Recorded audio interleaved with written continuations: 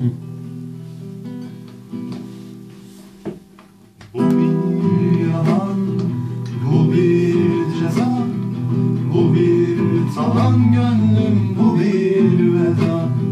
Ne bir tavır, ne bir eda, tutup savur gönlüm, bu son elveda.